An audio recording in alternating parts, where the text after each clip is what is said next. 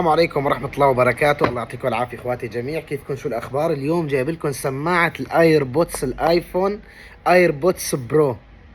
هاي السماعة نزلت جديد بشركتنا وراح احكي لكم عنها شوي واعطيكم سعرها وشوي عن ميزاتها.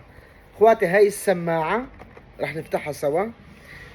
ايربودز برو بالنسبة للشحن خلال ساعة ونص 90 دقيقة بتعبي شحن كامل.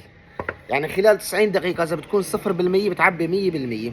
واحد اثنين، بيقاوم شحنة فعليا 12 ساعة متواصلة. 12 ساعة متواصلة بإمكانك تستخدمها وشحنة بكفيك. كم؟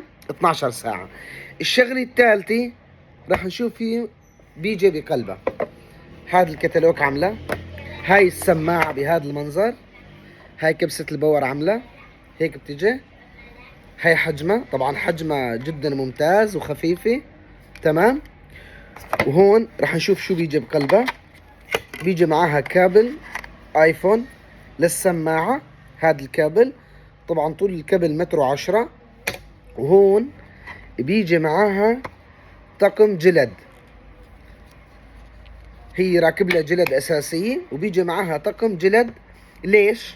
بيجي معاها طقم صغير ووسط وكبير اللي راكب فيها. في ناس بإدنا ما بتفوت هاي الجلدة الكبيرة، بحطوا الجلدة الأصغر. في ناس ما بترغب لهم، أنا واحد من الناس كنت ما استخدمها قبل، كان يجي موديل ما معه هاي، كنت ما استخدمها، ركبها هيك بإذني ما تركب على السوا، ما تفوت منيح. حطيت لها الجلد الصغار، صرت ركبها تدخل نظامي وثابتة جدا. يعني إذا بتركض ركيد وبتعمل رياضة مستحيل توقع. طبعا كنا بيجي مع الجلد والكابل والسماعة. سعرها كم؟ سعر السماعة اخواتي 20 دولار فقط لا غير، زائد ضمن تركيا وسوريا الشحن مجاني، خارج تركيا وسوريا الشحن على حسابك. السماعة مداها تقريبا 15 متر، يعني اذا بكون التليفون عندك 15 متر، انا جربتها بتعطيك مدى ممتاز. شحنة 90 دقيقة بيعبي، شحنة فعليا 12 ساعة.